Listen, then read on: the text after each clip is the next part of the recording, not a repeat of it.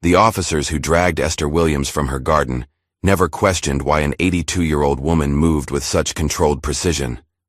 They laughed when the station computer flashed, "Classified Level 6 access only," after scanning her fingerprints. Just another glitch in the system. But as night fell over Millfield, two men in black suits arrived demanding her immediate release. "She's more dangerous than all of you combined," they warned the dismissive desk sergeant. No one in this sleepy southern town could imagine that the silent old black woman they'd mockingly called Crazy Essie had once been SEAL 47E, the Ghost Widow, whose missions remained so classified that even mentioning her operational history was considered treason. They'd handcuffed a living legend, and she was about to remind everyone exactly why enemies had feared her name for 5 decades. Just before we get back to it, I'd love to know where you're watching from today. And if you're enjoying these stories, make sure you're subscribed because tomorrow's special episode is one you definitely don't want to miss.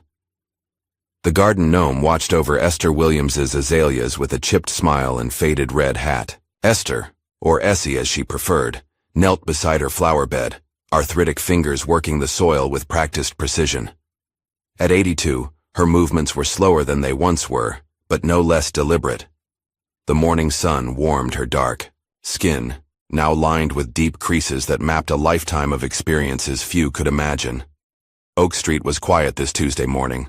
Most residents were at work or school, leaving the modest neighborhood on the edge of Millfield to its daytime peace.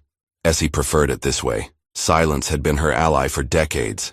"Morning, Miss Williams," called Mrs. Patterson from across the street, waving a newspaper in greeting.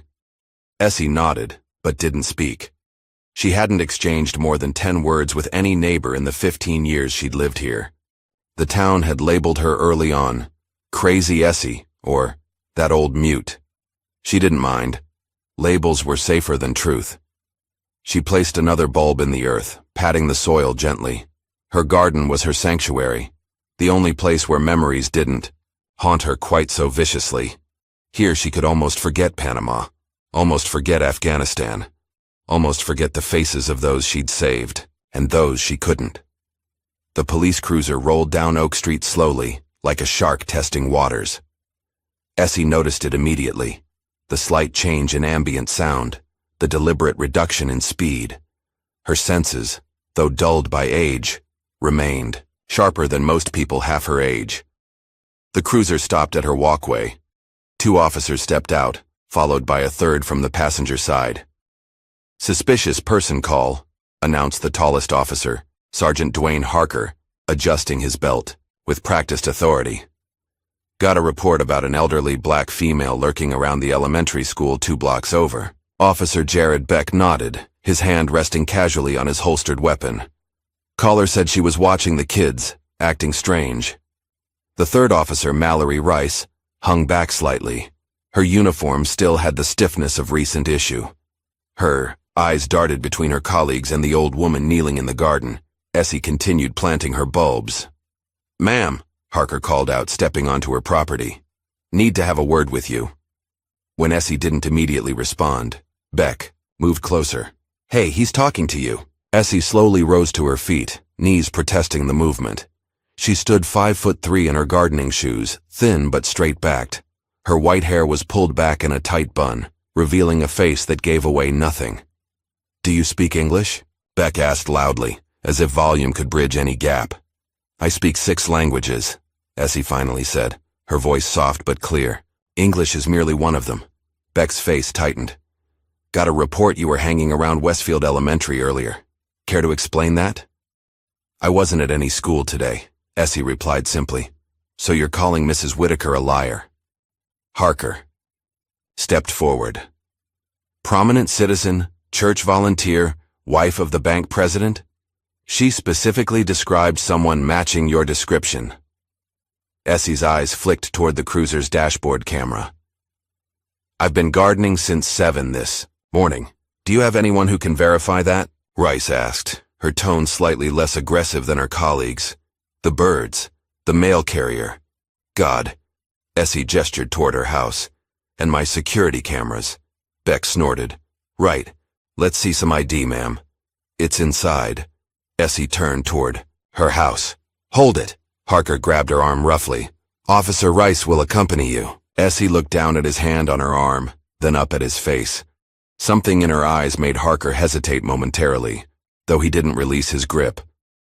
I don't consent to being touched, she said quietly, and I don't consent to suspicious individuals. In my town, Harker replied. ID, now. You're hurting me. Complying would make this easier for everyone, Rice suggested. Essie remained still, her gaze never wavering from Harker's face. I've done nothing wrong. That's for us to determine, Beck said, stepping closer. Turn around. Why? Because I said so. Beck spun her around roughly. The sudden movement caused Essie to stumble, knocking into her garden gnome. The ceramic figure toppled and shattered against the walkway. As handcuffs clicked around her wrists, Essie stared at the broken pieces. The gnome had been a gift from her late husband, James, one of the few personal items she'd allowed herself to keep visible. Oops, Beck smirked. Should have complied faster. Across the street, Mrs. Patterson stood frozen on her porch, smartphone raised. Other neighbors had appeared in windows and doorways, watching silently as the officers walked Essie to the cruiser. You have the right to remain silent, Harker recited mechanically. Anything you say can and will be used against you in a court of law. Essie said nothing as they placed her in the back seat. Her eyes scanned the gathering crowd, cataloging faces, expressions, positions, old habits. She noted which neighbors filmed, which turned away, which stared with naked curiosity. Not one intervened.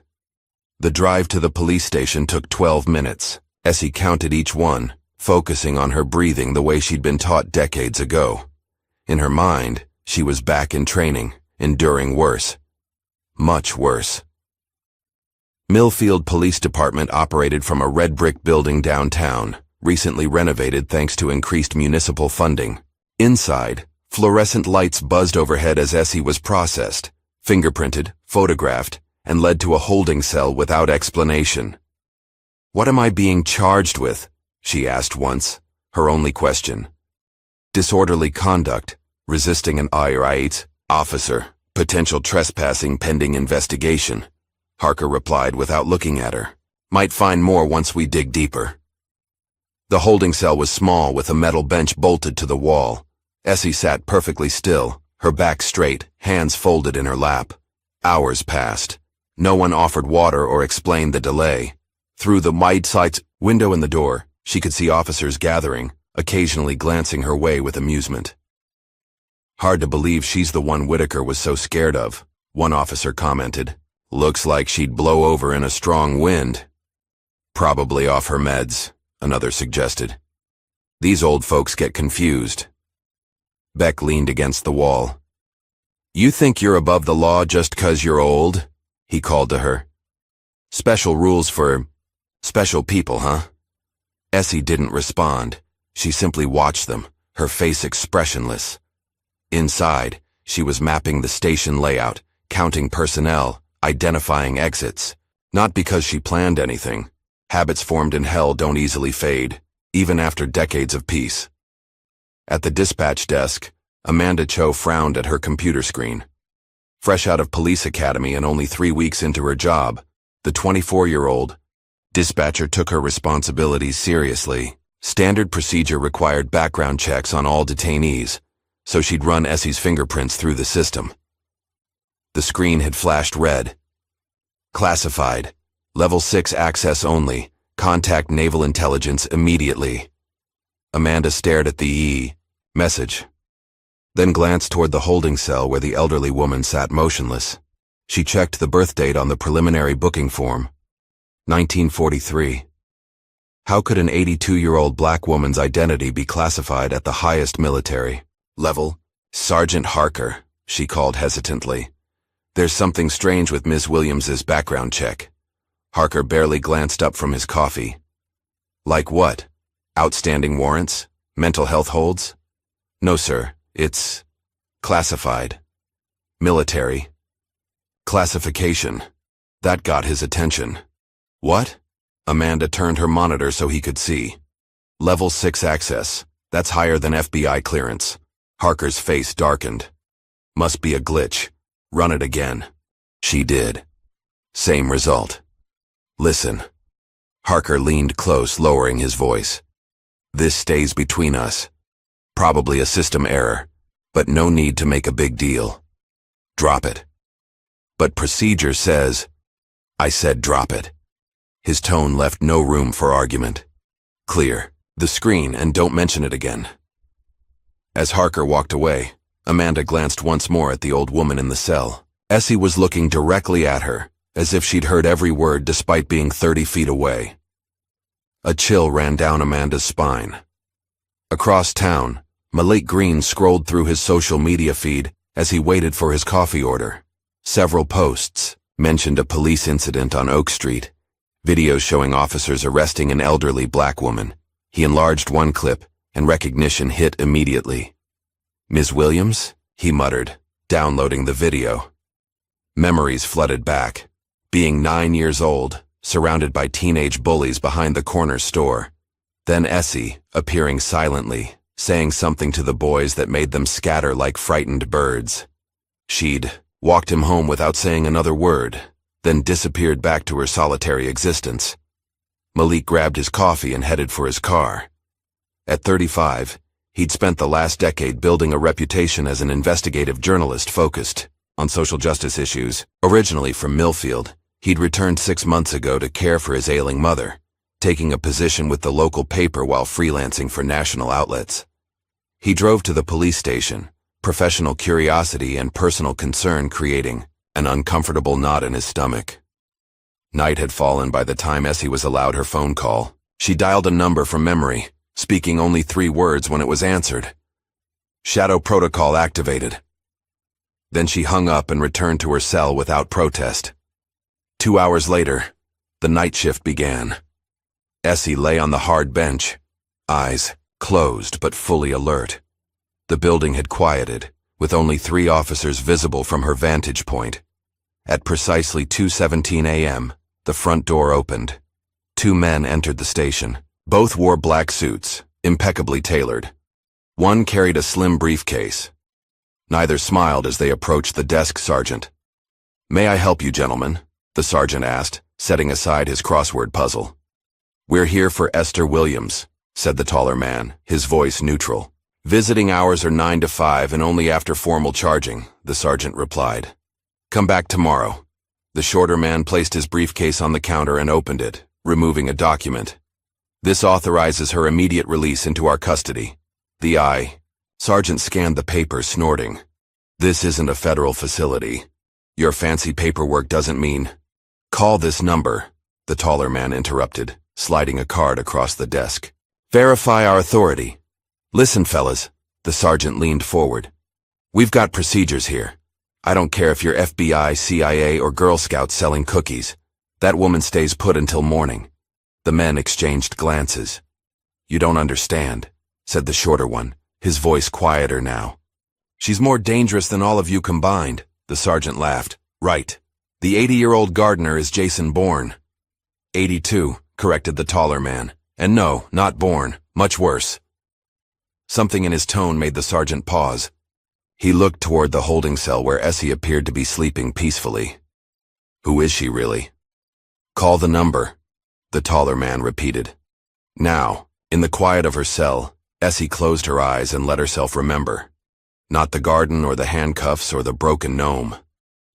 But 1965. The impossible test that changed everything. She was 22, standing on a beach in Virginia with 40 men. The only woman. The only black person.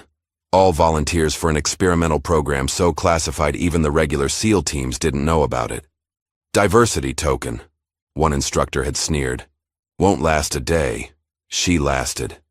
Through swimming, trials that drowned 2 men. Through endurance tests that broke another's spirit. Through pain that would have hospitalized most soldiers. She set records, broke bones, healed, broke more bones, healed stronger. By the end, even the instructors stopped talking, just watched, her with a mixture of respect and fear. She became SEAL 47E. The E officially stood for Experimental Unit. Unofficially, they called her the Executioner, a legend buried under layers of classified documents and redacted reports, a ghost who completed missions that officially never happened, a widow who eventually retired to grow flowers and forget. But memory, like muscle, never truly forgets its training. Morning light filtered through the small window of Essie's cell, casting bars of shadow across the concrete floor. She'd been detained for nearly 24 hours now, given only a paper cup of water and a stale sandwich. It didn't bother her. She'd once survived 14 days in a hole in the ground with nothing but rainwater. Malik Green sat in his parked car outside the police station, reviewing his notes. He'd spent the night researching, calling contacts, digging through databases. The fragments he'd uncovered made little sense individually, but together they formed a disturbing pattern. Panama, 1989, reports of a shadow operative extracting high-value targets during the invasion. Described as unusually small in stature, but terrifyingly efficient. Afghanistan, early 2000s. Whispered stories among Taliban fighters about the Ghost. Widow, a phantom who could enter secured compounds undetected, always described as death wearing a woman's skin, and a code name that appeared in heavily redacted documents. SEAL 47E Malik's phone rang. A source from the Pentagon, a former classmate now working in intelligence. Whatever you're digging into, stop, his friend warned without preamble. That code name you asked about? It triggered alerts across 3 agencies. Who is SEAL 47E? Malik pressed. I can't even confirm that designation exists. But hypothetically, if it did, you'd be poking a hornet's nest filled with classified operations spanning 50 years. Is it Esther Williams, the woman arrested yesterday? Silence then. I didn't say that. I didn't say anything. But Malik, be careful. Some ghosts don't like being disturbed. Inside the station, Sergeant Harker stood at his desk, face flushed with anger as he crumpled a form in his fist. Request denied, he snapped at Amanda. I told you to drop this. Sir, it's procedure to complete a background verification on all detainees, Amanda insisted, keeping her voice professional despite her nervousness. The system flagged inconsistencies that... The system glitched, Harker interrupted. End of story. But the men who came last night were federal bureaucrats overstepping their jurisdiction.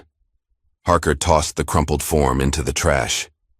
This is my department, my town, my case. He leaned closer. Keep pushing this, Cho, and you'll be directing traffic at the elementary school until retirement. Amanda watched him storm away, her mind racing. In 3 weeks on the job, she'd witnessed numerous procedural violations, but this felt different. Personal, as if Harker had something to prove, or something to hide. The dispatch desk computer required a password to access the restricted database, but Amanda had an advantage the sergeant didn't know about. Her father, James Cho, had been a military intelligence officer before his death 3 years ago.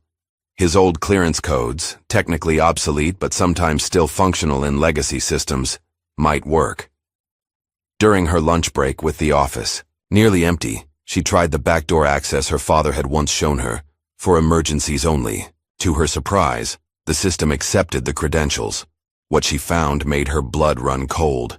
Photos, decades old but unmistakable. A younger Esther Williams in military fatigues, face streaked with camouflage paint. Another showed her dragging, a hooded figure through jungle terrain. Another in desert gear, a rifle in hand, surrounded by what appeared to be special forces operators, all male, all deferring to her. Amanda downloaded what she could, then carefully erased her digital footprints. Whatever was happening went far beyond a simple false arrest. As evening approached, a distinguished black man in his 70s arrived at the E station. He wore a tailored navy blue suit with military precision, his bearing unmistakably that of someone accustomed to command. I'm here to see Esther Williams, he announced to the desk officer. Name? Admiral Carlton Briggs, retired. The Chiker officer raised an eyebrow. Relationship to the detainee? Briggs's expression remained neutral.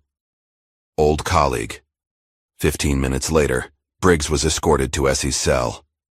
The officer unlocked the door but remained nearby, pretending to organize paperwork while straining to hear their conversation. Briggs sat on the bench beside Essie, who hadn't moved from her position. "Never thought I'd see you in a place like this," he said quietly. "Never thought I'd see you in a suit," she replied, the faintest smile touching her lips. "The men I sent couldn't get you out. I didn't expect them to. This isn't about a simple arrest." Briggs nodded. "Harker." His father was Colonel Harker. "Kandahar," Essie said, understanding immediately. "The dishonorable discharge. His son's been looking for revenge ever since. When your fingerprints hit the system, he must have recognized the name."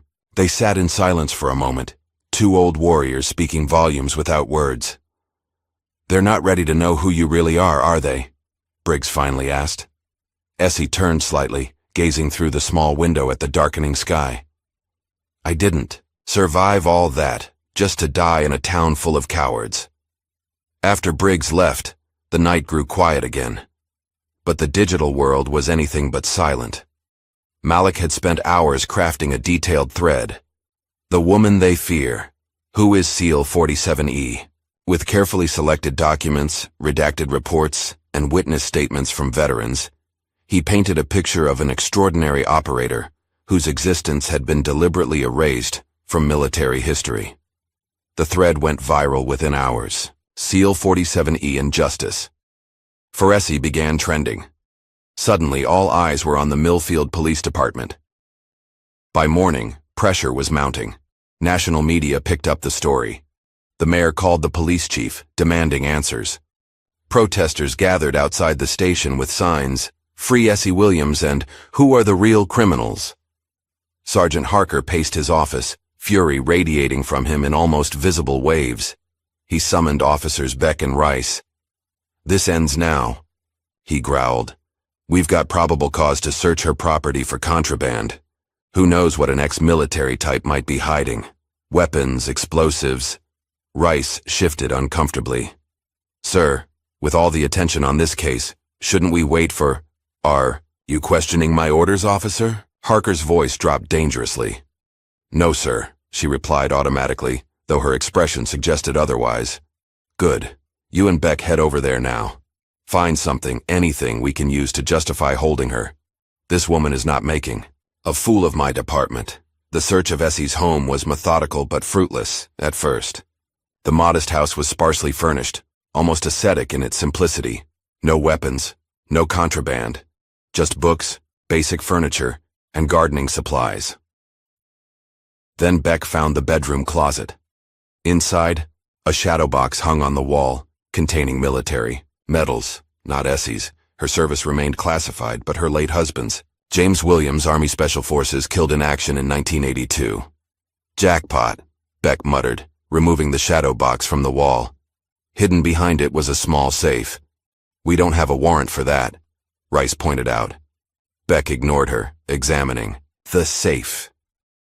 "Probably full of illegal weapons. That's reasonable suspicion right there." Despite Rice's protests, Beck called for a department technician to open the safe. Inside was a single item. A worn leather journal, filled with what appeared to be coded entries. "Evidence," Beck declared, bagging the journal. On their way out, he deliberately knocked the shadow box to the floor, shattering the glass and scattering James Williams' medals across the hardwood. Rice stared at the fallen medals, then at her partner. Something shifted in her expression. Doubt, crystallizing into certainty. This wasn't law enforcement. This was cruelty. That afternoon, due to mounting public pressure and a stern call from the governor's office, Essie was released without charges. She stood on the station steps, facing a small crowd of reporters and curious onlookers. She said nothing, asked for nothing, simply walked away with the same quiet dignity she'd shown throughout her detention. But inside, calculations were being made. Lines were being drawn. Essie Williams hadn't survived 5 decades of impossible missions by being passive. She walked 12 blocks to a small hardware store tucked between a laundromat and a pawn shop. The bell above the door jingled as she entered. Behind the counter stood a Latina woman in her 60s, her once black hair now streaked with silver. Sharp eyes took in Essie's appearance, noting the faint bruising on her wrists from the handcuffs. "Heard you had some trouble," the woman said. "Nothing I can't handle, Tracker," Essie replied. Tina. Tracker. Melendez smiled slightly at the old call sign. They hadn't seen each other in nearly 15 years, not since James's funeral. But some bonds transcend time and distance. "What brings you to my humble establishment?" Tracker asked, though her expression suggested she already knew. Essie glanced around the store, ensuring they were alone. "You still got the rifles?" Tracker's smile faded. "The M40A5s? From Damascus?" Essie nodded once. "Basement storage. Never could bring myself to get rid of them." Tracker studied her old commander carefully. "This isn't just about an unlawful arrest, is it? They took James's medals, and my journal." Tracker's intake of breath was sharp. "The encrypted one? With all the— Yes. Jesus, Essie." Tracker came around the counter. "You really want to do this? At our age?" Essie's gaze was steady, revealing a glimpse of the woman she'd once been. The operator who'd led the most feared special operations unit in history. "Age is just a number, Tracker, and some debts never expire." As darkness fell over Millfield, Essie sat alone on her porch surveying her damaged garden. The broken gnome had been swept away, but the memory remained. In the quiet evening, she allowed herself to remember one more mission, the one that had nearly broken her. Desert air, thick with sand and gunpowder. The year was 1997. Her team had been tasked with eliminating a terrorist leader responsible for bombings across 3 continents. The intelligence was solid, the plan flawless, until they found the children, dozens of them, held in a compound adjacent to the target's location. Human shields, the analysts called them later. Collateral damage, acceptable under the mission parameters. Essie had made a different call. Extraction first, target second. The children survived. The terrorist escaped. Her team completed the kill 3 weeks later, but the damage was done. Essie had disobeyed a direct order. No medal would come from that mission, but neither did nightmares of dead children. It earned her the silent respect of every operator who served with her afterward, and the watchful suspicion of those who valued mission completion above humanity. Now, decades later, that choice still defined her. She would not stand by while injustice occurred, even when standing meant revealing secrets long buried. The soft chime of her phone interrupted her thoughts. A text message from an encrypted number. Journal contents being decoded. Harker knows what's inside. Moving to phase 2. Essie deleted the message and stood up, her decision made. Millfield had no idea what it had awakened, but it was about to find out. The morning sky over Millfield hung heavy with gray clouds, matching the tension that had settled over the town in the 3 days since Essie's release. Mayor Franklin Wells sat behind his mahogany desk, staring at the mounting stack of emails, voicemails, and written complaints from citizens across the country. "This is a disaster," he muttered, loosening his tie. At 58, Wells had served as mayor for 12 years, running the town with a careful blend of Southern charm and political pragmatism. Now, that carefully constructed image was crumbling before a national spotlight. His assistant knocked lightly before entering. "Chief Sullivan is here, sir." Police Chief Thomas Sullivan entered, his uniform immaculate, but his expression grim. At 64, he was nearing retirement, and had hoped to coast through his final years without incident. "Tom," Wells gestured to a chair. "We need to clean up this mess. Now." Sullivan nodded, settling his bulk into the seat. "I've placed Beck on administrative leave pending review. Harker's fighting it, but I've ordered a full investigation into the arrest." "That's not enough." Wells tapped his computer screen displaying Malik Green's latest article. "This journalist is turning our town into a symbol of everything wrong with American policing. The governor called me this morning, Tom. The governor." Sullivan's jaw tightened. "What exactly do you want me to do?" "Williams was released. No charges. Filed. Make it right." Wells insisted. Publicly.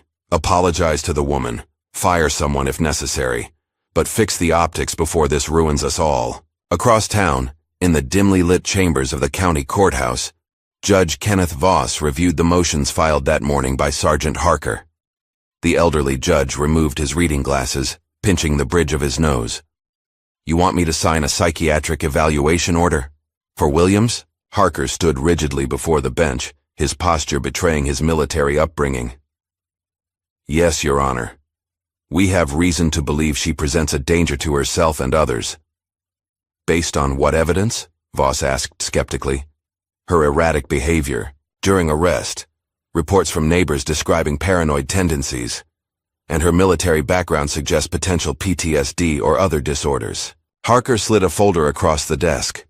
We're concerned, given her access to potential weapons. Judge Voss leafed through the documents. Most were statements from concerned citizens that read suspiciously similar. He recognized Caroline Whitaker's signature, the bank president's wife and a prominent donor to his re-election campaigns. You realize this case has national attention now, Voss cautioned. All the more reason to ensure public safety, Harker replied smoothly. Better safe than sorry. After a moment's hesitation, Voss signed the order.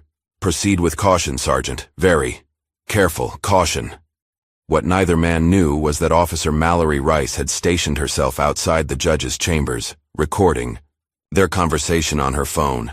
Her hand trembled slightly as she stopped the recording and slipped away unnoticed. 20 minutes later, she sat in her car across from a small coffee shop downtown, watching Malik Green through the window. The journalist was typing furiously on his laptop, surrounded by notebooks and documents. Rice took a deep breath, checked her uniform in the mirror, and exited the vehicle. She'd taken an oath to protect and serve. It was time to decide who that oath truly served. Inside the coffee shop, Malik barely noticed the young officer approach until she stood directly before his table. He looked up warily.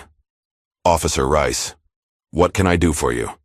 She glanced around nervously before sliding into the seat opposite him. I need to know if you're serious about exposing what's happening in Millfield. Dead serious, Malik replied, studying her face. Rice reached into her jacket and removed a small evidence bag containing a worn leather journal. This was taken illegally from Ms. Williams's home. Harker sent me to log it into evidence, but... She hesitated. I can't be part of this anymore. Malik stared at the journal, understanding its significance immediately. You could lose your job for this. I already resigned. Effective immediately. She slid the journal across the table. It's encrypted somehow. I don't know if it's useful, but it is, Malik assured her, carefully taking the journal. More than you know. That evening, Malik and Amanda Cho sat in his apartment poring over the journal. The pages contained what appeared to be random sequences of numbers and letters, interspersed with occasional map coordinates. It's definitely a military cipher, Amanda said, comparing entries. My dad taught me a few basic ones, but this is beyond anything I've seen. Your father was in intelligence? Malik asked, surprised. Amanda nodded. 20 years. Died 3 years ago. Heart attack. She traced a sequence of numbers with her finger. Wait, look at the groupings here. It's similar to a cipher he showed me once. A variant of a Vigenère square with positional shifts. For the next 4 hours, they worked methodically, testing combinations and patterns. Shortly after midnight, Amanda let out a gasp. I think I've got it, she whispered, hastily scribbling on a notepad. The key is Spectre 1992. If we apply that to the first entry. The decoded message read, Extraction successful. HVT secured. 3 hostiles eliminated. No team casualties. SEAL 47E mission complete. Entry after entry revealed similar reports, missions spanning decades across global hotspots, each signed with the same designation, SEAL 47E. Names appeared throughout. Warlords captured, politicians rescued, traitors exposed. My God, Malik murmured, scanning a particularly detailed entry from 1987. These aren't just mission logs. They're insurance. Insurance? Evidence, in case something happened to her. He pointed to a list of names near the back of the journal. Look familiar? Amanda leaned closer. Kenneth Voss. Isn't that our county judge? And according to this, Malik flipped to the decoded entry. In 1982, then-Lieutenant Voss compromised a hostage extraction in Beirut by selling intelligence to arms dealers. That's treason, Amanda whispered.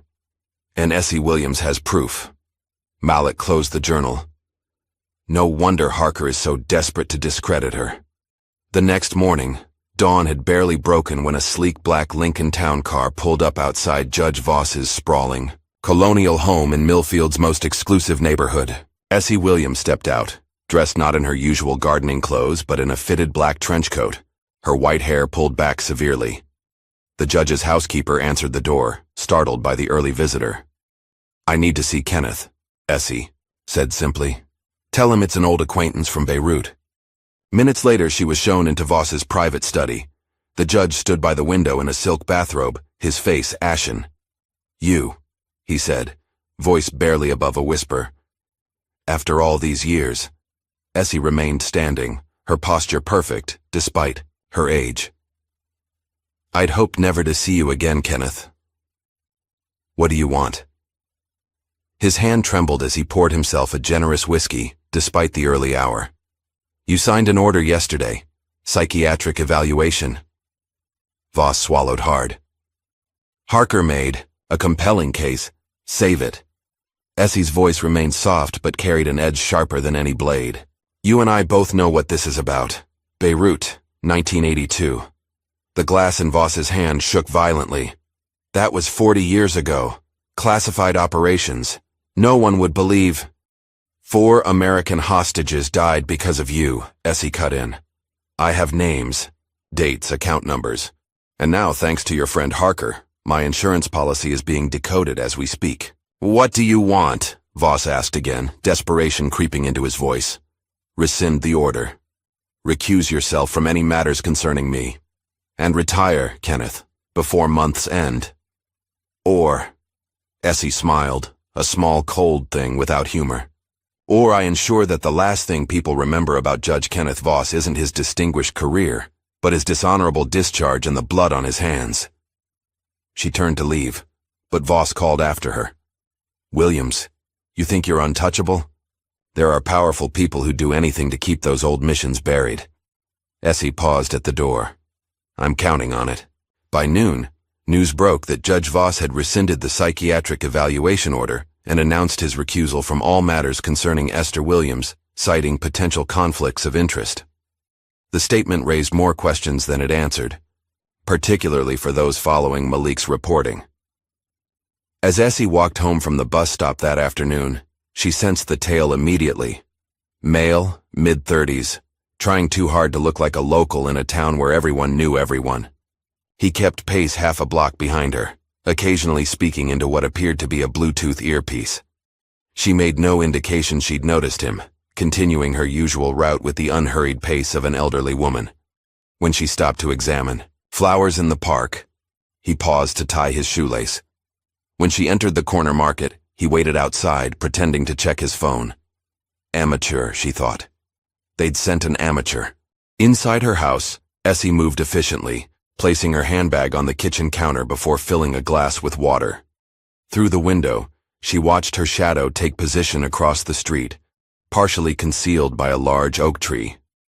Precisely 7 minutes later, the power in her house flickered momentarily, the signal she'd been waiting for. Without hurrying, she moved to her bedroom, opened the closet, and pressed a hidden panel behind where her husband's medals had once hung. The false wall slid open, revealing a narrow passage to the basement. The hitman made his move at dusk. Dressed as a utility worker, he approached the back door with a clipboard and fake ID. Finding it unlocked, he slipped inside, drawing a silenced pistol from his work belt. The house was silent and still. A single lamp burned in the living room. A half-empty glass of water sat on the kitchen counter. He moved methodically through each room, clearing corners with practiced efficiency. When he reached the bedroom, he noted the open closet, the empty hooks where metals had once hung. The blow came from behind, swift, precise, and devastating. A forearm across his throat, applying pressure to the carotid arteries with surgical precision. He tried to bring his weapon up, but a sharp twist of his wrist sent white-hot pain up his arm. The gun clattered to the floor. Darkness closed in as his oxygen depleted. His last conscious thought was confusion. How could an 82-year-old woman move like that? When he awoke, he was seated on the cold marble base of Millfield's town square fountain, hands and feet bound with zip ties. A small crowd had gathered, some taking photos, others calling the police. Around his neck hung a handwritten sign, "Tell them SEAL 47E is watching." The morning news coverage dominated local and national broadcasts. "Mystery vigilante apprehends. Armed intruder," the headlines proclaimed. The hitman refused to speak, but his credentials were quickly proven false, and his weapon contained no serial numbers.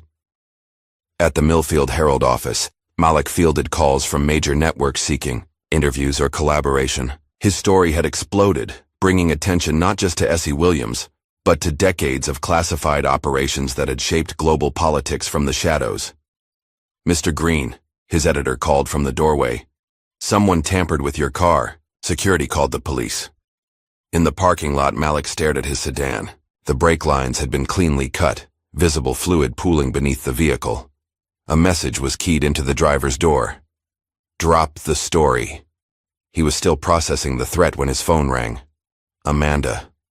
Someone broke into my apartment," she said without preamble, her voice shaking.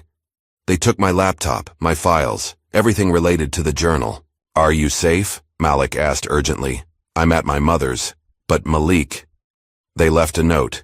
They know about my father, about his access codes." Before he could respond, a text message appeared on his screen from an unknown number. "Town fountain, 20 minutes, come alone." Malik arrived at the fountain with 5 minutes to spare, scanning the nearly empty park with nervous eyes.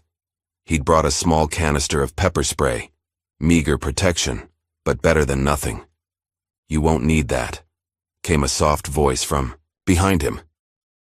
He spun around to find Essie seated on a bench, feeding breadcrumbs to pigeons as if she had no concerns in the world. "They cut my brake lines," Malik said, sitting beside her. "I know. I fixed them after the police left."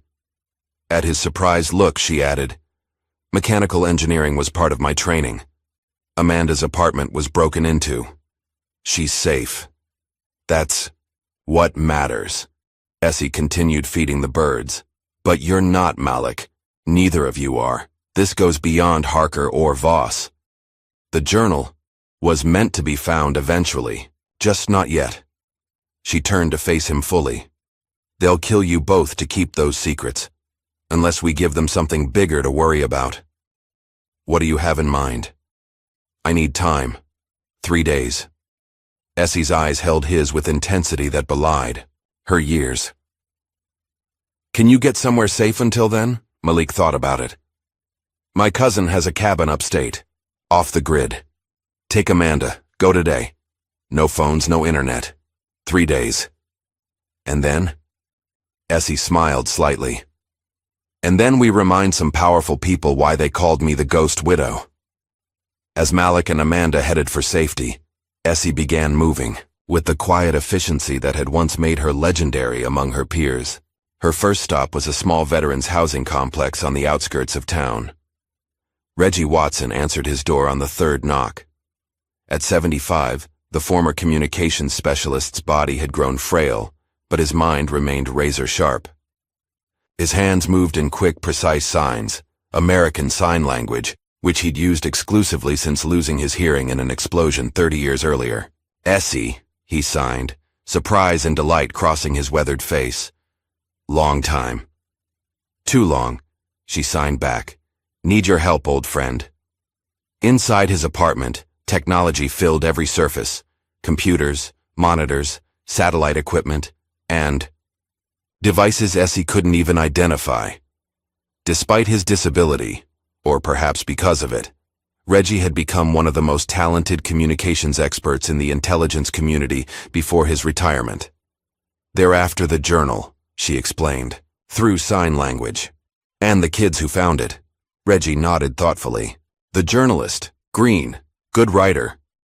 You've been following his work? Reggie grinned. Follow everything. Bored in retirement. His fingers flew as he continued. What's the play? Gathering the team. Need your skills, communications, surveillance. His eyes lit up with the spark of a mission. Equipment and storage, give me a day.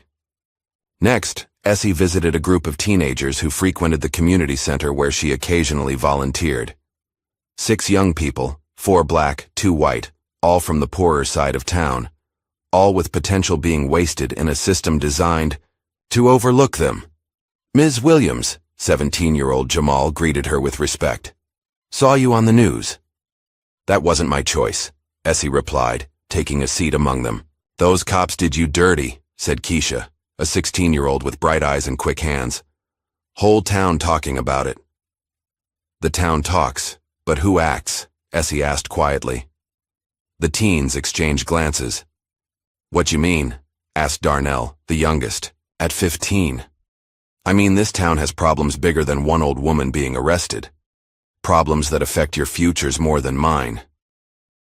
Essie looked at each face in turn. I don't have much time left on this earth. You all do. Question is, are you ready to fight for it? By evening, Essie had set up a makeshift headquarters in Reggie's apartment. Maps of Millfield covered one wall with key locations marked: the police station, courthouse, mayor's office, and the homes of Harker, Beck, and other players in the unfolding drama. Reggie's fingers moved rapidly. Surveillance equipment active. Police radio frequencies tapped. Email servers compromised. Good. Any movement on Harker? Reggie nodded, pointing to a monitor showing a real-time GPS tracker. Planning something. Made calls to private security contractors, ex-military types. A raid, Essie concluded. They'll come for me tonight or tomorrow. Let them come. As darkness fell over Millfield, Sergeant Harker gathered a team in an abandoned warehouse on the edge of town. 6 men in tactical gear checked weapons and equipment. None of it standard police issue. This operation is off the books, Harker informed them. Williams is a national security threat. Evidence suggests she's in possession of classified materials and potentially dangerous weapons. What about warrants? One man asked. Covered. Harker lied smoothly. Judge Voss signed everything this morning. We move at 0200 hours. Quick, clean entry. Secure the target and any materials. Questions? There were none. These weren't regular officers but private contractors accustomed to operating in gray areas. One more thing, Harker added. This stays quiet. Far as anyone knows, this is a standard department operation. Understood? Across town, Malik and Amanda had barely reached the outskirts when Malik's phone rang. Despite Essie's warning, he answered. Mr. Green, came a familiar voice. This is Mayor Wells. I'd like to meet, privately. It's about Esther Williams and what's really happening in Millfield. Malik hesitated, looking at Amanda. I'm afraid I'm unavailable at the moment, Mayor. Son, people are going to get hurt if this continues. I can help, but I need to talk to you first. No games, no politics, just truth. After a moment's consideration, Malik agreed to meet at a diner just outside town limits in 30 minutes. He turned the car around, despite Amanda's protests. Essie said 3 days, she reminded him. If the mayor's willing to talk, this could be important, Malik argued. We'll be careful. The diner was nearly empty when they arrived. Mayor Wells sat alone in a corner booth, nursing a cup of coffee. He looked older than his press photos, the lines in his face deeper, his eyes tired. Thank you for coming, he said as Malik and Amanda slid into the booth. And for bringing Ms. Cho. Her father was a good man. Amanda stiffened. You knew my father? Not personally, but his reputation preceded him. Wells glanced around before continuing in a lowered voice. What you've stumbled into goes far beyond Millfield. Judge Voss made some calls after Williams visited him. Calls to people who don't officially exist. Division 9, Malik guessed, recalling a heavily redacted reference in Essie's journal. Wells' eyebrows rose slightly. You've done your homework. Yes. An intelligence unit so classified even most of the Pentagon doesn't know it exists. They clean up loose ends. Like Essie Williams? Amanda asked. Like anyone who threatens certain narratives. Wells slid a thumb drive across the table. Everything I could access about what's happening. Harker's planning a raid tonight. Private contractors. Shoot first. Questions, never. Malik pocketed the drive. Why are you helping us? Wells smiled sadly. I've been mayor for 12 years. Before that, I was a history teacher. I've watched this town rot from the inside while pretending everything was fine. Maybe I'm too old to keep pretending. What do we do with this information? Amanda asked. Get it to Williams, then get somewhere safe. Wells stood, placing money on the table for his coffee. And whatever you do, don't trust anyone with a badge. Rain fell in sheets across Millfield as 2 a.m. approached. Essie sat alone in her darkened living room waiting. Her house had been prepared. Cameras hidden in strategic locations, tripwires set, escape routes cleared.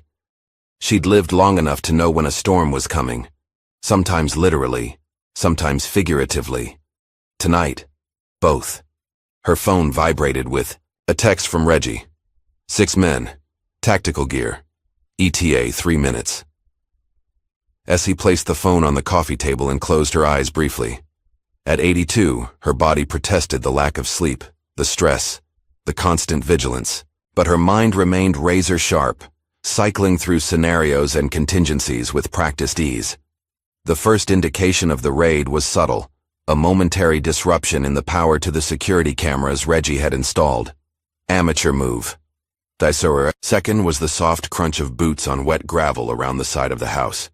Essie slipped silently into the kitchen as a black-clad figure approached the back door. The lock was picked with practiced efficiency. The door opened without a sound. 2 men entered, weapons raised, scanning with tactical lights. They moved through the kitchen toward the living room where a single table lamp created a small pool of light. In the center of that light sat Essie's rocking chair, empty and still. Clear. One whispered into his comm. The second man moved toward the hallway. Bedroom next. Neither noticed the small device Essie had left on the kitchen counter. A modified signal booster connected to Reggie's equipment across town. Every word, every movement was being transmitted live to multiple secure servers. As the team spread through the house, their frustration mounted. Room after room yielded nothing. No Essie, no weapons, no classified documents.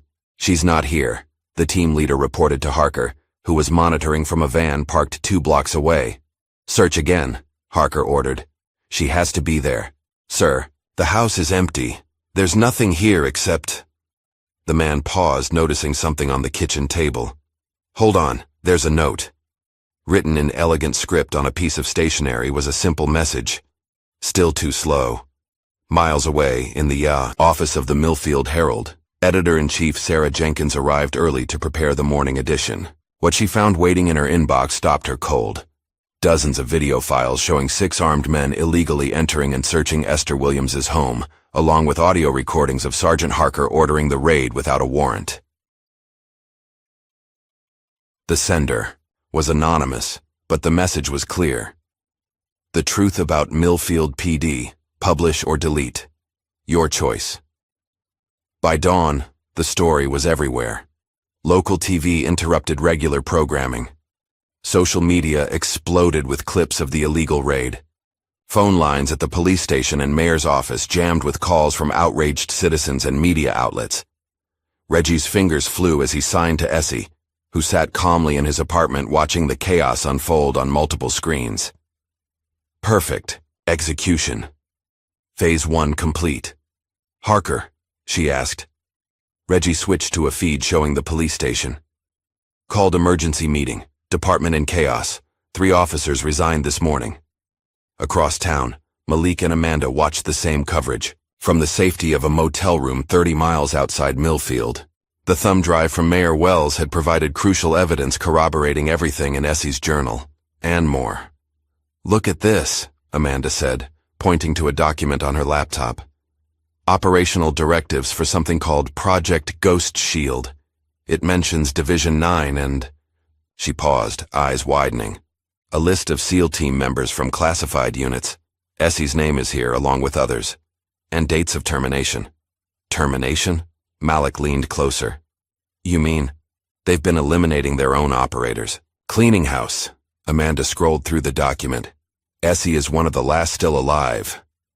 Malik's phone rang. An unknown number. He answered cautiously. It's time, came Essie's voice. Return to Millfield, Town Hall, noon tomorrow. Is it safe? No, she replied honestly, but necessary. Bring everything you have. As evening approached, Essie made her way to her own home, slipping past the news vans and curious onlookers who had gathered nearby. Using a neighbor's yard as cover, she accessed her house through a cellar entrance hidden beneath an old gardening shed. The raid had left her home relatively undisturbed. Harker's team had been professional enough not to cause obvious damage, but they'd missed what she'd come for. In the backyard, beneath a flowering dogwood tree, lay a small granite marker commemorating her late husband. Essie knelt beside it, her fingers finding the hidden catch that few would notice. The marker shifted slightly, revealing a small compartment underneath. From it, she removed a waterproof bag containing a USB drive, a small key, and a worn photograph of herself and James on their wedding day. She tucked these into her pocket just as her phone vibrated with a warning from Reggie. Police approaching. 2 minutes. Essie replaced the marker and moved quickly through the shadows toward the street behind her property.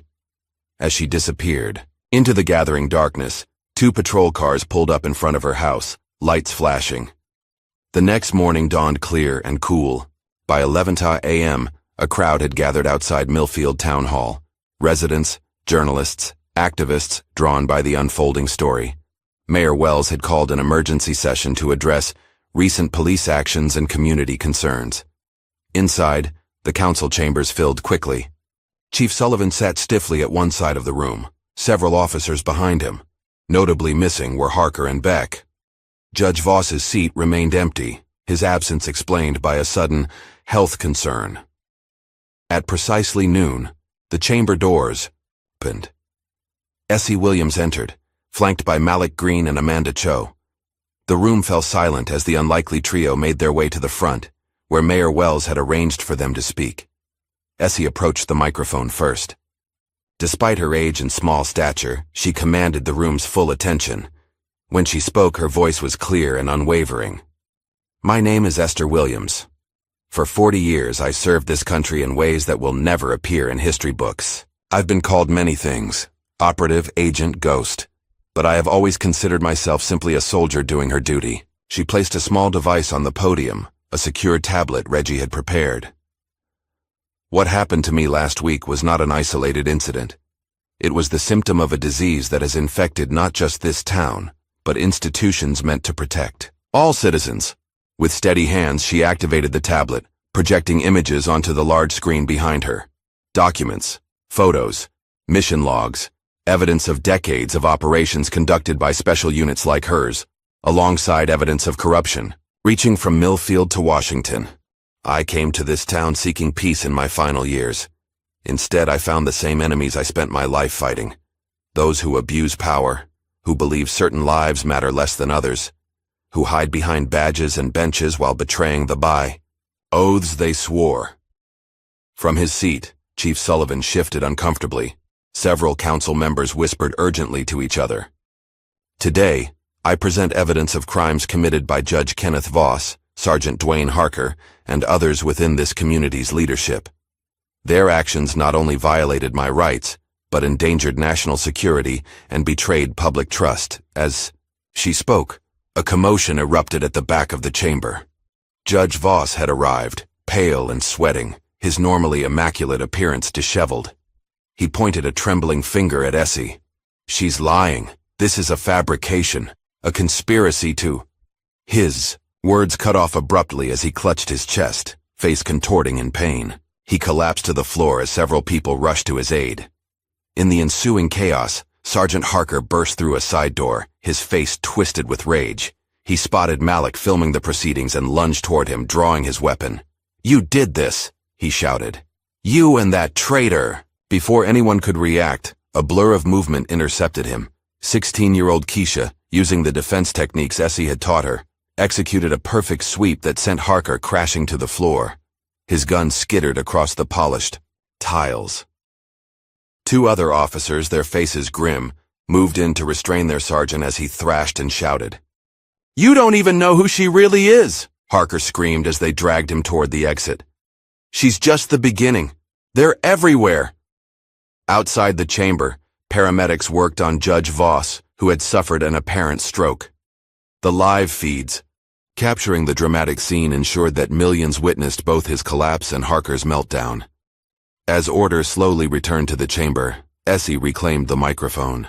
Her expression revealed nothing of the turmoil around her. "What you've seen today is just the beginning," she said quietly. "The truth has been buried for too long, beneath layers of secrecy and intimidation. But no secret lasts forever." She looked directly into the cameras, her gaze unwavering. "To those who think power makes them untouchable, remember this. I spent 50 years in shadows watching. I'm not the only one. We're still here. Still watching." With those words, she stepped away from the podium. The room erupted in questions and exclamations, but Essie moved through the crowd with quiet dignity, Malik and Amanda close behind. Outside, the afternoon sun cast long shadows across the town square. As they descended the town hall steps, a sleek black SUV pulled up to the curb. The rear door opened, revealing a familiar face, Admiral Carlton Briggs. "That was quite a show, Essie," he said as she approached. "But you've stirred a hornet's nest. Division 9 is mobilizing." "Good," Essie replied calmly. "Let them come into the light for once." "It won't be just local cops next time," Briggs warned. "These people have resources, influence. So do I." Essie glanced back at the town hall, where more people were emerging, many talking excitedly into phones or cameras. "The most powerful weapon was always the truth, Carlton. You taught me that." Briggs smiled sadly. "And you were always my best student." He handed her a sealed envelope. "Security protocols for the next 48 hours. Safe houses, emergency contacts. Use them." As the Admiral's vehicle pulled away, Essie turned to Malik and Amanda. "This isn't over. The most dangerous phase is just beginning." "What happens now?" Amanda asked. Essie's gaze drifted to the horizon, where storm clouds were gathering once again. "Now we prepare for war." Behind them, atop a building across the square, a figure watched through high-powered binoculars. He spoke quietly into a secure comm line. "Target identified. Williams is compromised. Operation Spectre protocols are now active." The voice that responded was cold and precise. "Understood. Cleanup team en route. Containment is priority alpha. No witnesses." In the gathering dusk, as residents of Millfield continued their normal routines, unaware of the forces converging on their town, Essie Williams returned to her modest home for what might be the last time. In her bedroom closet, she pressed the hidden panel, revealing the secret passage. Deep in the basement, beyond another hidden door, lay a room unknown even to James. A room she had prepared decades ago for a day she hoped would never come.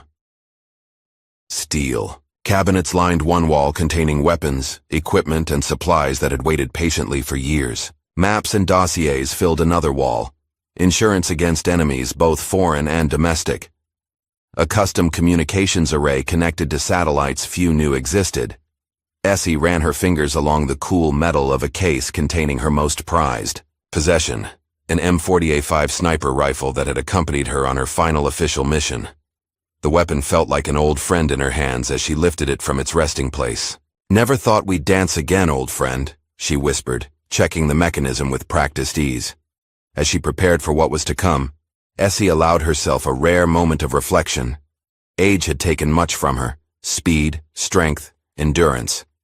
But it had given her something in return: perspective, and the wisdom to know that some battles couldn't be won through violence alone.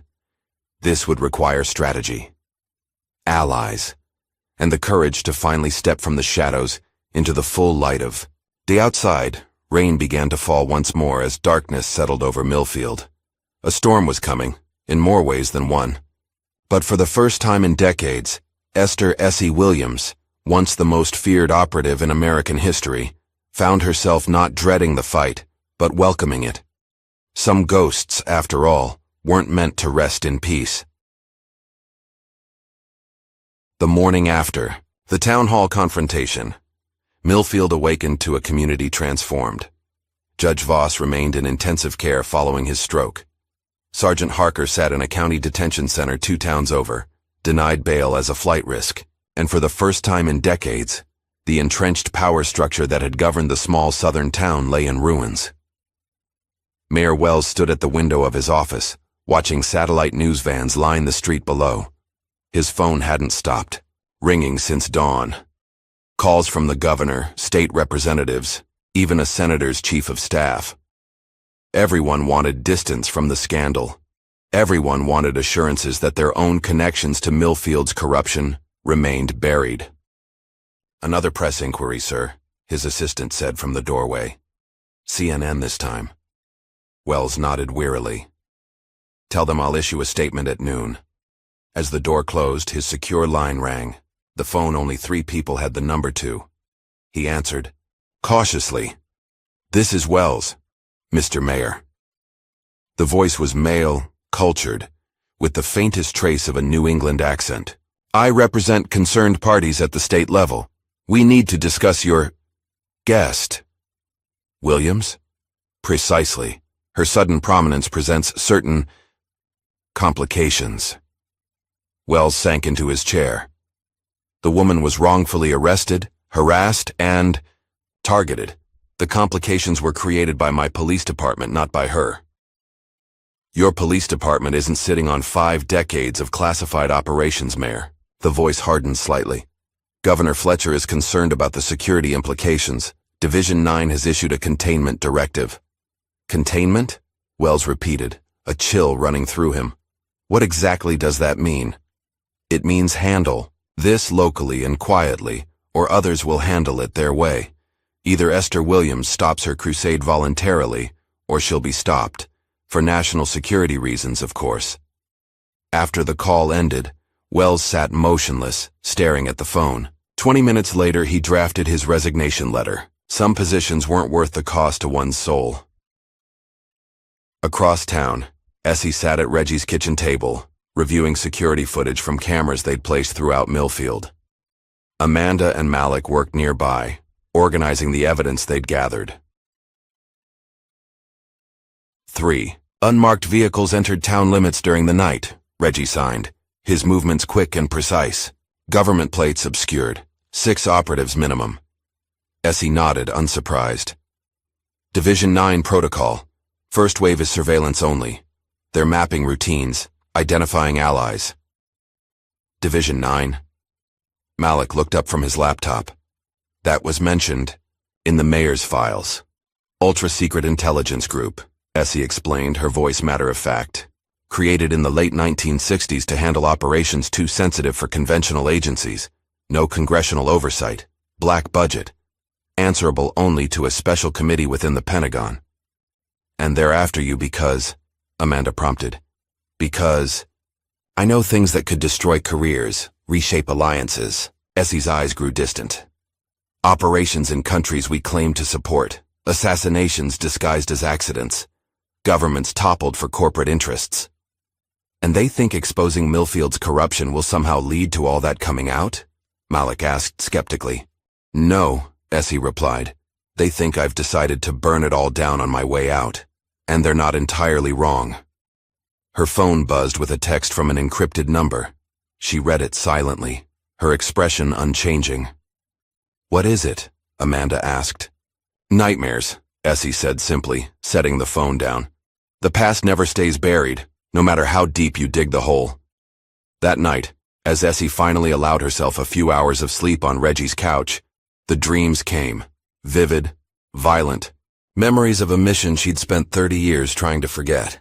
Kandahar Province, 1992, Operation Spectre.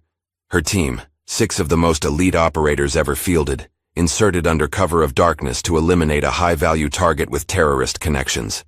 The intelligence was perfect. Too perfect. They walked into an ambush. Heavy fire from 3 directions.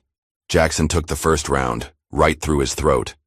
Martinez and Cooper went down covering their retreat. Thomas bled out in her arms as they hid in an abandoned structure, his last words a whispered warning. Someone knew we were coming, Ghost. Only she and Williams, James, her husband, made it to the extraction point. But the helicopter never came. They fought their way out over 3 days, covering 60 miles of hostile territory on foot. When they finally reached base, the mission was already being erased from records. Equipment failure, the official report read. Communication breakdown. But Essie knew better. Someone had betrayed them. Someone had wanted them all dead. She woke with a gasp, heart pounding, sheets damp with sweat. For a moment she was disoriented, the line between past and present blurred. Just a dream, she whispered to herself. Just a memory. But even as she said it, she knew it was more. After all these years, the pieces were finally aligning. The betrayal in Kandahar, the creation of Division 9, the systematic elimination of her former teammates over the decades. She reached for her phone and texted Reggie in the next room. Need everything on Admiral Richard Klein. Now. Morning brought a fresh wave of media attention to Millfield. National outlets had picked up Malik's story, framing it as everything from a civil rights crusade to a conspiracy thriller. Job offers flooded his inbox. 7-figure book deals, television rights, speaking engagements. $3 million for exclusive rights to your story and Williams. Amanda read from an email, whistling softly. That's life-changing money, Malik. He closed the laptop with a decisive click. It's not my story to sell. Instead, he drafted a press release donating his existing coverage to veterans advocacy groups and survivor networks dedicated to supporting those who'd been silenced by the system. Within hours, he was being hailed as a hero on social media and targeted again by anonymous threats. By afternoon, a troubling shift began in Millfield's public sentiment. A small but vocal group of residents gathered outside City Hall with signs reading "No more media circus and peace for Millfield." Local business owners complained about the disruption to commerce. Parents expressed concerns about all this military talk around impressionable children. Tanner Wilson, a real estate developer with connections to Judge Voss, gave interviews, framing Essie as a militant elderly woman with a questionable past, training neighborhood kids for God knows what. The fact that she'd merely taught self-defense classes at the community center was deliberately omitted. Amanda noticed the pattern first. They're using classic counterinsurgency tactics, she observed, tracking the coverage. Isolate the target, question their motives, turn public opinion. It's working, Malik admitted, showing them a local poll where support for Essie had dropped 15 points overnight. Of course it's working, Essie replied calmly. It's Division 9's specialty. Before you eliminate a threat, you ensure no one will miss them. Her phone rang, Tracker's number. Essie answered immediately. We have a problem, came Tracker's tense voice. Someone's watching the shop. 2 men, professional setup. Get out now, Essie ordered. Go to... The explosion cut off her words. Through the phone came the sound of shattering glass and collapsing metal. Then silence. Tracker? Tracker. Essie's voice rose with rare urgency. Nothing. Within 20 minutes they received news. A gas leak explosion had destroyed Tina Tracker Melendez's hardware store. She'd survived but was hospitalized with severe injuries. The official report made no mention of the sophisticated drone seen hovering nearby moments before the blast. That evening, Reggie discovered surveillance bugs in Essie's home, military-grade technology embedded in the electrical system. Hours later, Doc Shelley, the 4th member of Essie's old team, missed their scheduled check-in. His apartment was found empty, coffee still warm on the counter. The message was clear. Division 9 was eliminating loose ends.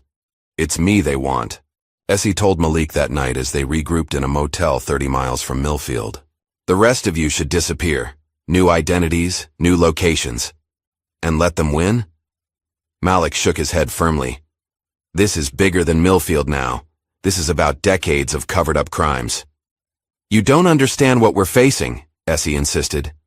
These people erase problems permanently. They have resources, political cover, and absolutely no accountability. Then we need to make them accountable, Amanda said, looking up from her laptop. We need to bring everything into the light. Essie was quiet for a long moment, her gaze distant. Finally, she nodded once. There's something I need to show you both. She led them to her car and retrieved a weatherproof case from a hidden compartment beneath the spare tire. Inside was a worn metal box containing photographs, microfilm, and a small recording device. During Operation Spectre in 1992, my entire SEAL unit was ambushed. Only my husband and I survived, she explained, her voice steady despite the pain behind her words. We were told it was bad intelligence, a tactical failure. But James never believed that. She held up a microfilm strip. He spent years gathering evidence, tracking money trails, communications. He believed someone high in command sold us out. Did he find proof? Malik asked. He died before he could confirm it. Essie's expression hardened. But I continued his work, and I believe I know who betrayed us. Admiral Richard Klein. The same Klein who now heads Division 9, Amanda realized. The same man who's been systematically eliminating everyone connected to Operation Spectre for 30 years. Essie carefully replaced the items in the box. He's buried evidence, silenced witnesses, rewritten history. Why? Malik pressed. What happened on that mission that was worth killing for? Essie met his gaze steadily. We weren't sent to kill a terrorist. We were sent to eliminate a CIA whistleblower, an American agent who discovered illegal weapon sales to the same insurgent groups we were supposedly fighting. The kind of scandal that would have ended careers and led to criminal charges against some very powerful people. Including Klein, Amanda concluded. Including a man who's now risen to near the top of the Pentagon's power structure. Essie closed the case with a decisive click. A man who can't afford to have an 82-year-old woman with a perfect memory and a file full of evidence start talking to journalists. Later that night, alone with her thoughts, Essie stood by the motel window watching rain streak the glass. In her hand was a faded photograph of her SEAL team, 6 faces, young and determined, unaware of the betrayal awaiting them. They thought. I was buried, she whispered to the ghosts of her past. But legends aren't buried. They're called upon when the world forgets how to be brave. In the bathroom, she opened the hidden compartment in her small traveling case. Inside lay the tools of her former trade, specialized equipment, encrypted communication devices, and the means to become someone else entirely if necessary. A hidden room within a hidden life. It was time for the Ghost Widow to emerge from the shadows once more. Dawn broke over an abandoned fishing cabin 50 miles north of Millfield. Inside, 4 people gathered around a makeshift planning table. Essie, Reggie, Amanda, and Malik. Maps, diagrams, and surveillance photos covered every surface. Final team assembled. Reggie signed, his weathered hands moving with precision despite arthritis. We're all that's left. It's enough, Essie replied with quiet confidence. She studied the building schematics before them, a secure facility outside Washington, D.C. labeled simply Analysis Center on official documents. In reality, Division 9's operational headquarters. Objective remains clear, she continued. Expose Admiral Klein and Division 9 for what they truly are, a criminal enterprise masquerading as national security. How? Amanda asked, doubt creeping into her voice for the first time. We're 4 people against an entire intelligence apparatus. Numbers don't win battles, Essie replied. Information does. She tapped a section of the blueprints. Klein keeps physical backups of all sensitive operations here, including Operation Spectre. Physical backups? Malik looked skeptical. In the digital age? Klein is old school. Doesn't trust networks that can be hacked. A ghost of a smile crossed Essie's face. But he never considered someone might simply walk through the front door. The plan took shape over the next several hours. Reggie would handle technical support and communications. Amanda would use her father's credentials to access digital systems as a distraction. Malik would prepare the information for public release. And Essie would enter the heart of the beast. There's something else, Amanda said suddenly, looking up from her laptop. I've been searching for Doc Shelley using emergency services channels. He's alive. Relief flickered across Essie's features. Where? Veterans Shelter in Richmond. Registered under his birth name, William Shelton. Smart. Essie nodded approvingly. Using a name that would trigger alerts if anyone searched specifically. For Doc Shelley. Classic misdirection. 4 hours later, Essie and Malik sat in a nondescript sedan outside the Richmond Veterans Support Center. The facility, a converted warehouse, provided housing and services for homeless veterans, no questions asked. Wait here, Essie instructed. I'll find him. Inside, the center bustled with activity. Veterans of various ages receiving meals, medical care, and support. Essie moved through the space with practiced ease, her trained eyes scanning for her old teammate. She found him in the medical clinic, not as a patient, but as a volunteer. At 78, William Doc Shelley had lost weight since she'd seen him last, but his hands remained steady as he bandaged a young veteran's arm. Impressive technique, Essie commented quietly as she approached, though you always did have the steadiest hands in the unit. Doc froze momentarily, then continued his work without turning. Thought you might be dead by now, Commander. They tried, she replied simply. Only when he finished with his patient did Doc face her. His eyes, still sharp despite the years, assessed her condition automatically. You look like hell, Essie. Charming as ever, Doc. They moved to a private corner of the facility, speaking in low tones. They came to my place, Doc explained. 3 men, professional cleanup crew. I recognized the pattern from Beirut, 85. How did you get out? A thin smile crossed his weathered face. Left out the bathroom window while they were picking the front door lock. Age hasn't made me completely useless. Far from it, Essie assured him. We need you, Doc. One last mission. He studied her face. This about Klein? Spectre? She nodded once. About damn time. From his pocket, he withdrew a small memory card. Been carrying this for 30 years. Footage from our body cameras during Spectre, the ones that supposedly malfunctioned. Essie's eyes widened slightly. You kept a copy. Insurance policy, Doc shrugged. Never thought I'd live long enough to use it. Back at the cabin, with Doc now added to their small team, they reviewed the footage. Grainy night vision images showing the ambush, the desperate fight for survival, and most damning of all, a brief radio transmission intercepted during the chaos. Packages compromised. Terminate all members of Spectre team. No witnesses. Confirmation code Kilo 9 Alpha. Klein's personal authorization code, Essie confirmed, her voice hollow. He sent us in to die. The following day, Amanda made her move. Using her father's old credentials and Reggie's technical guidance, she infiltrated a Department of Defense server through a carefully constructed back door. I'm in, she announced after 2 tense hours, searching for files related to Operation Spectre. The results were chilling. A folder marked sanitized contained detailed reports of the operation, not as it had actually occurred, but as Division 9 had rewritten it. More disturbing was a second file titled Remaining Liabilities.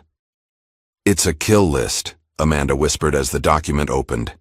Names, locations, surveillance reports. At the top of the list, Esther Williams. Status, priority target. They've been tracking you for years, Malik noted, scrolling through the extensive file. Even before all this happened in Millfield. Of course they have, Essie replied calmly. I'm the last one who knows the whole truth, the last loose end. Not anymore, Doc interjected, holding up the memory card. Now we all know. With the evidence secured, they finalized their plan.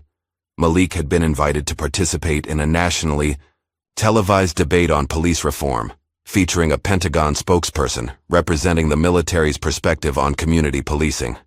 The perfect opportunity to take their revelations public. Remember, Essie cautioned as they prepared. Klein will have security teams in place. The moment we move, they'll try to shut us down. Let them try, Reggie signed defiantly. I've got surprises ready. The day of the broadcast arrived with tense anticipation. Malik took his position in the studio, wearing a specially designed lapel pin containing Reggie's miniaturized transmission technology.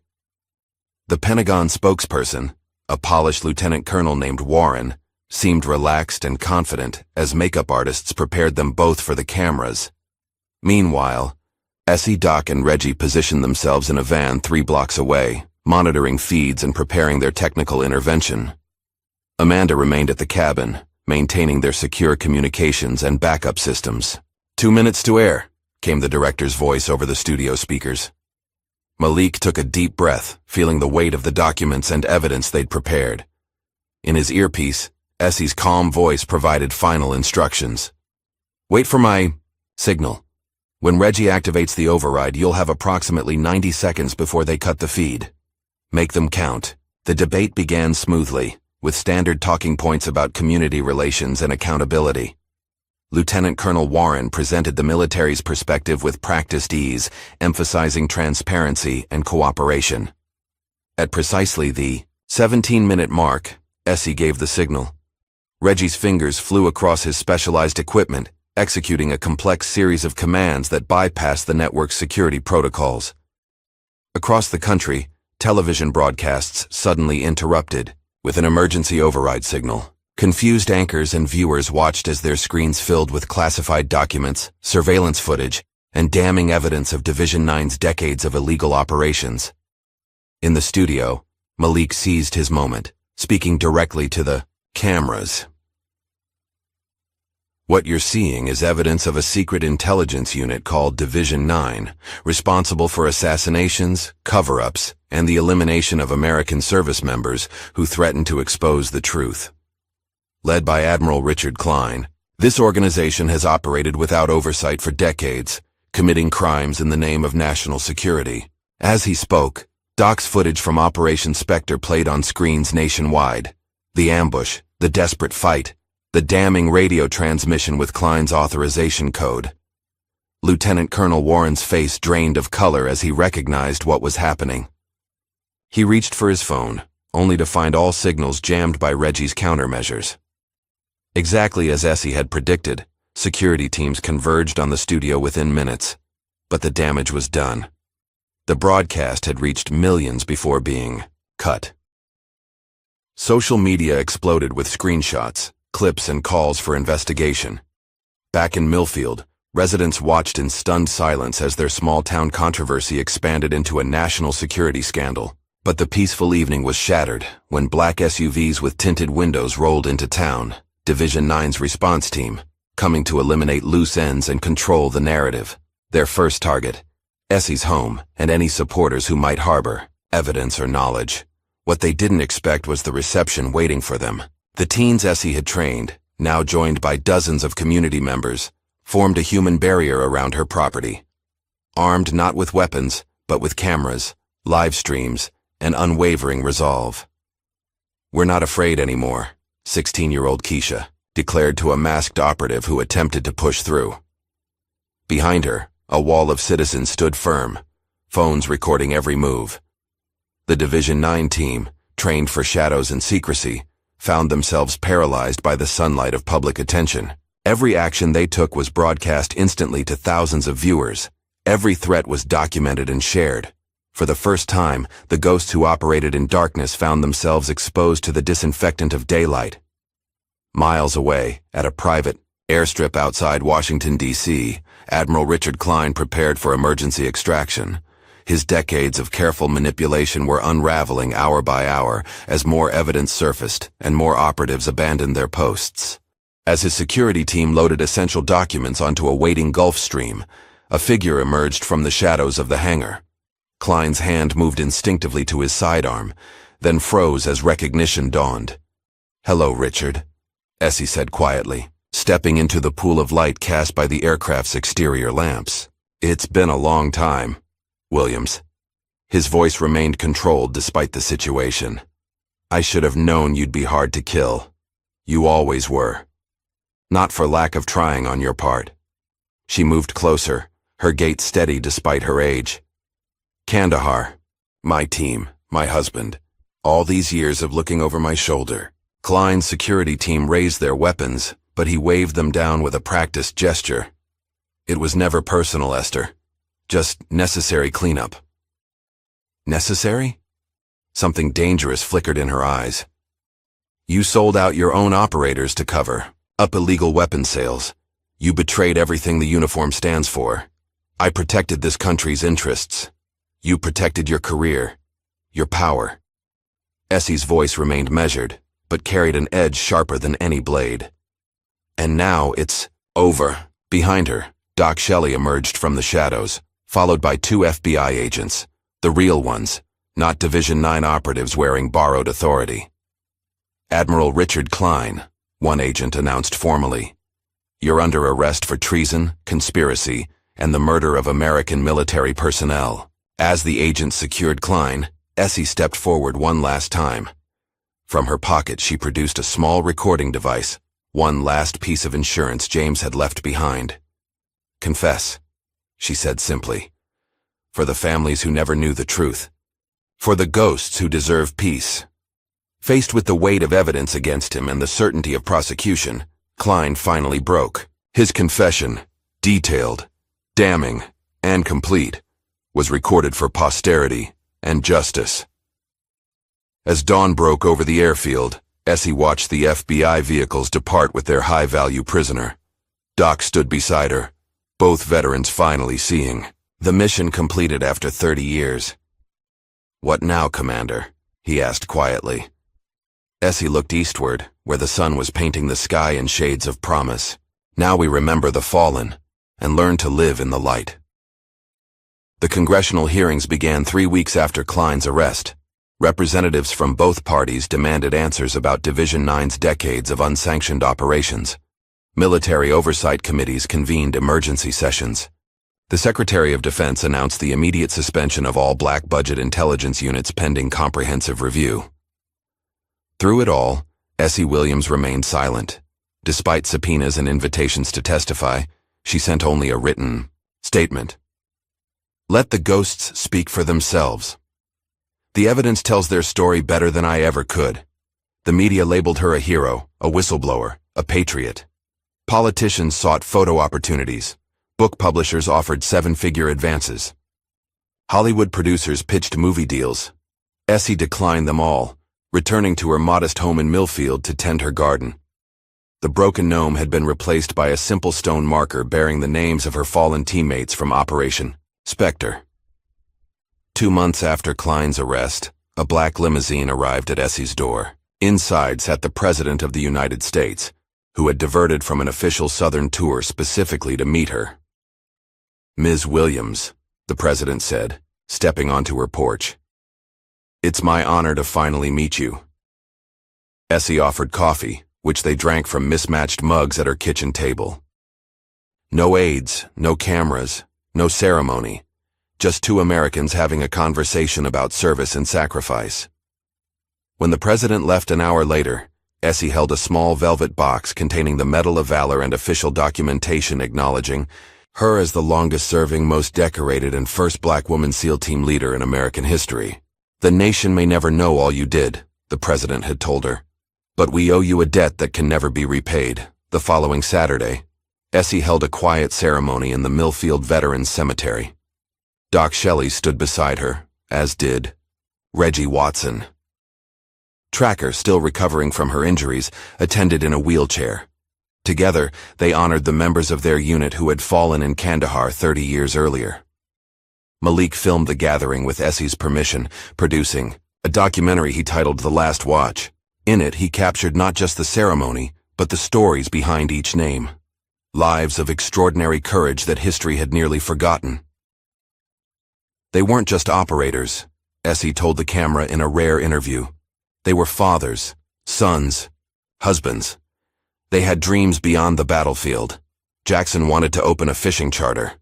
Martinez had designs for a children's hospital in his hometown. Cooper wrote poetry that would break your heart with its beauty. The documentary became Malik's most celebrated work, earning accolades and ensuring that the fallen would be remembered not as classified designations, but as human beings who had given everything for their country. Amanda Cho's career took an unexpected turn when she was offered a senior position in the newly formed Government Oversight Committee for Intelligence Operations. After careful consideration, she declined. "I've seen what happens when power operates without accountability," she explained to Essie over tea. "I can do more good from the outside." Instead, she established a veterans advocacy group, naming it SEAL 47 in honor of Essie's unit. With funding from sympathetic donors and Malik's book proceeds, the organization provided legal support, healthcare assistance, and community for veterans whose sacrifices had been classified out of history. The Ghost Widow Files, Malik's comprehensive book about Essie and the Division 9 scandal, became an instant bestseller. True to his word, he directed all proceeds to programs supporting underprivileged youth in communities like Millfield. "These kids need to know their power," he told interviewers. "They need to see that one person standing up can change everything." In Millfield itself, profound changes took root.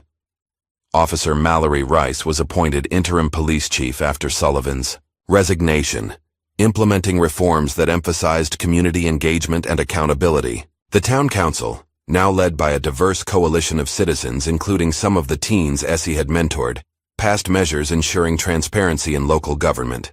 Most visibly, the town square, once dominated by a Confederate monument, now featured a new installation, a bronze statue depicting not Essie herself, she had refused such recognition, but an abstract representation of justice with the names of every SEAL she had served with, engraved on its base. 6 months after the Division 9 revelations, as summer heat gave way to autumn crispness, Essie sat on her porch swing watching neighborhood children play in the street. The weight that had shadowed her for decades had finally lifted, allowing her to simply be an elderly woman enjoying the peaceful rhythms of community life.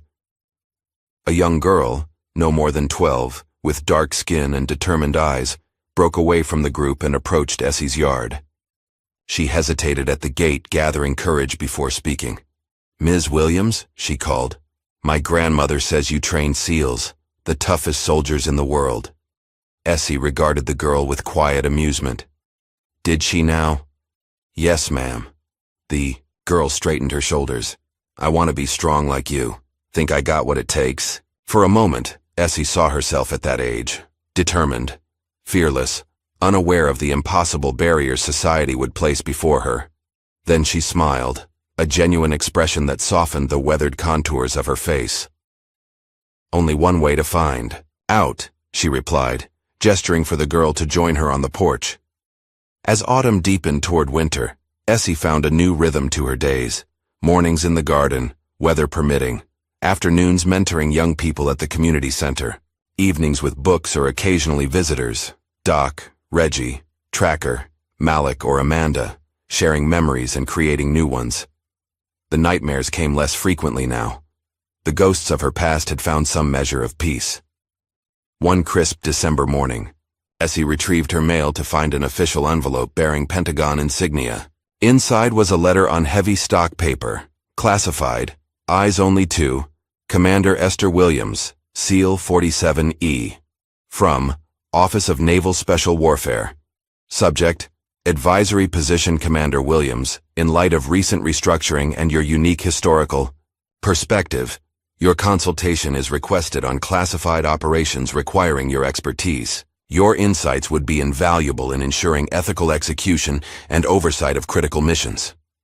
Should you accept this advisory role, appropriate security protocols will be established at your convenience. The nation has need of your wisdom, once more.